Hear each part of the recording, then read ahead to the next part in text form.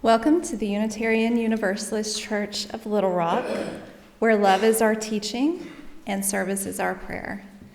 I'm Lisa Brentz. I'm the membership team lead and also head fairy godparent in charge of our Parents' Night Out that we have once a month. That's my favorite title that I've ever had, by the way.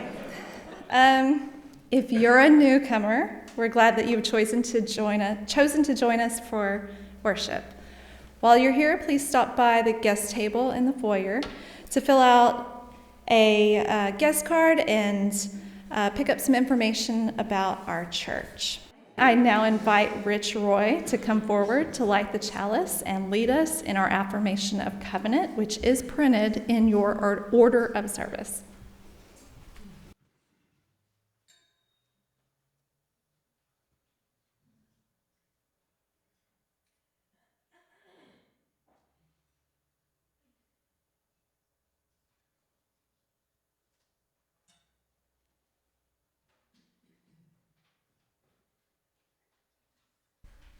Belonging is a promise, the Reverend Riley Weaver.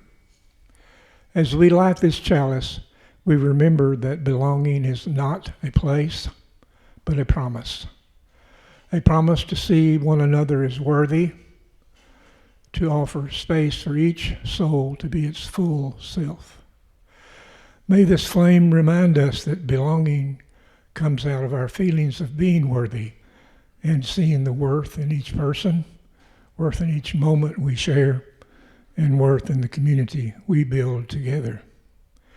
As the light grows, may we nurture a space where all are seen, heard, and valued, and may we continue the work of building a beloved and inclusive community.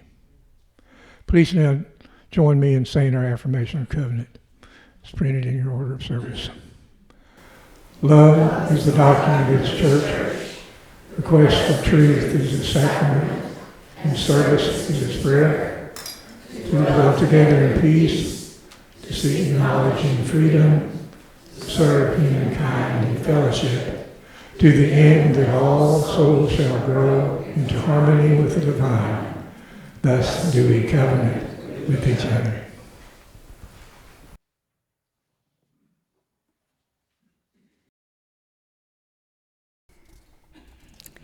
My intention for this morning was to focus on cultivating intergenerational community, because I believe that all of our lives are made richer when we get to know each other deeply.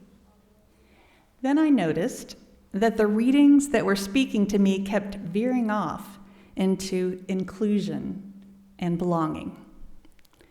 At first I thought I should get back on track, but I realized those are integral parts of community. Inclusion, belonging, being surrounded by love, being with people we love and know deeply and who truly know us, being wholly and wildly welcome in this place without needing to polish our edges or hush our truth. And when community is truly welcoming and inclusive, it must be intergenerational.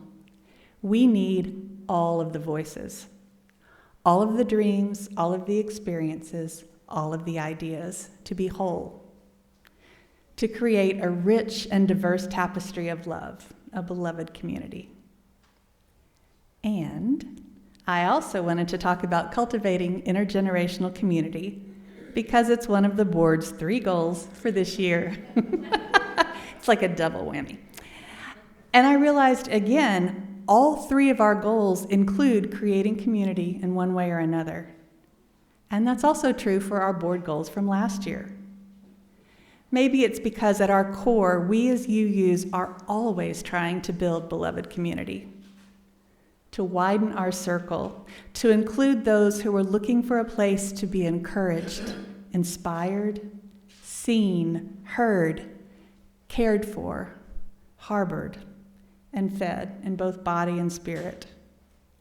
So, if you're as curious as I am, let's review last year's board goals, which were developed in response to your thoughts and input, were welcoming diverse growth in our congregation, reinventing lifespan religious education development as our congregation grows, and encouraging leadership and building capacity within our congregation. And all three of those goals work to support and enrich intergenerational community. When the board went on retreat in July to develop our goals for this year, we talked together and we came up with a long list of dreams based on what you've told us is important. And almost everything on that list could be condensed into 3 goals, which are actually continuations of last year's goals. Because when you dream big, you need more than 1 year to complete your projects. This year, the board decided to implement the OWL program, Our Whole Lives, after last year's research and planning, to prioritize creation of intergenerational community, and explore opportunities to create third space at UUCLR. All 3 goals are about creating spaces for us to get to know each other better and to welcome new friends into our circle.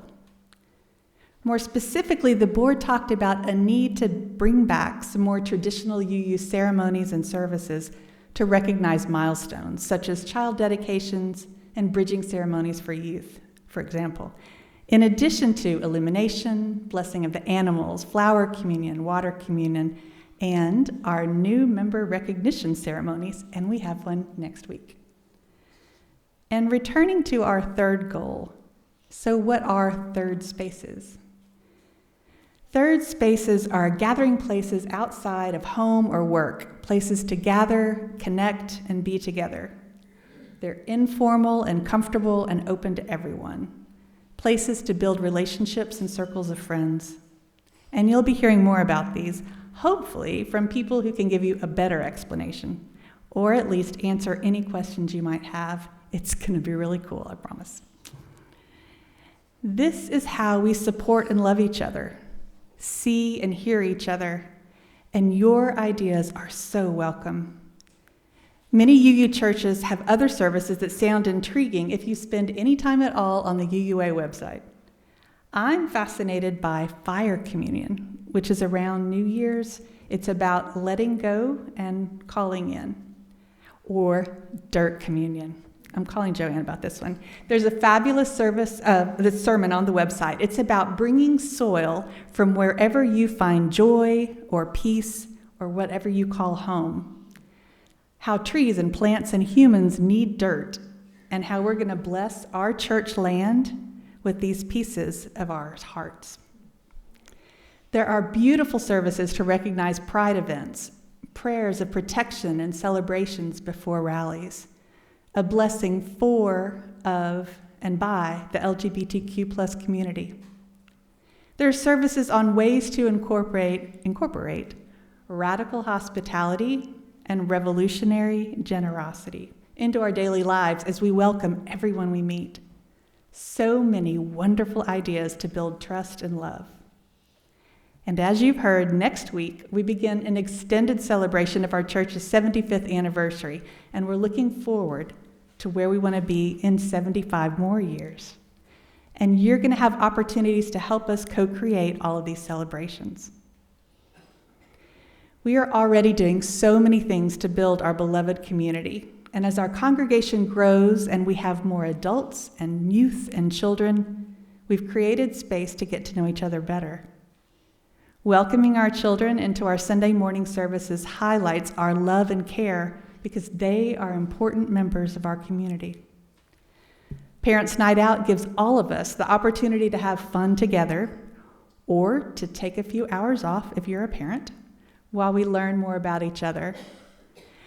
The every other month combination of Forum and Reconnections is another wonderful intergenerational opportunity. We have room to grow, to add more events and times and days and ways to be together, all together, for all ages. And what would you suggest? What can you imagine? In my mind's eye, I'm seeing that beautiful intergenerational community that showed up to work for peace at the interfaith service at the beginning of September. Almost 500 people of all ages. And quite a few UUs were there. I didn't even get to all of you to give you a hug because it was too crowded. This is how we support the larger faith community that also supports and sustains us, especially during difficult times. Our hearts and minds need that space so that we can be together in love. I'm remembering our winter solstice celebration last year. We had so many adults and kids together, singing, ritual, food, crafts, filling Thompson Hall with laughter and music. I'm wondering what you would think about a contemplative gathering, maybe quarterly, maybe on a Friday night, but not too late. A sacred space for silence and sharing, a time for ritual, and a moment to breathe at the end of the week. Could we create a UU friendship camp for our entire congregation? Because everyone thought camp sounded like a really good idea. I'm looking forward to something that's coming up in January. Your lay ministry team is going to host intergenerational conversations about caring, to talk about opportunities to enrich and deepen our connections to our church family. The first conversation will be January 24th. What a gift to be a part of this congregation and to be a place for others looking for belonging and inclusion and community. I loved our opening words. Come in from the margins. Come into our circle. Here we stretch wide, a doorway of belonging. What could be more necessary, more essential, especially now at this time, for all of us, for our beloved children and youth and elders and young adults and middle-aged adults and parents, for all of our beloveds in this world who seek belonging and love for their whole selves. This is a place of safety and love, of acceptance and peace, a place to rest and renew our souls. And it takes our constant care and love and participation to flourish and grow. As Reverend Haley so beautifully wrote, for this one moment, know only that you are loved, that you are safe and whole and loved. Know that you belong here, here among us, here upon this earth. Our voices rise and fall together in harmony, in hope. Claim here a resilient freedom, the choice for love, for light, to live with joy and gratitude and praise as a form of resistance. So may it be.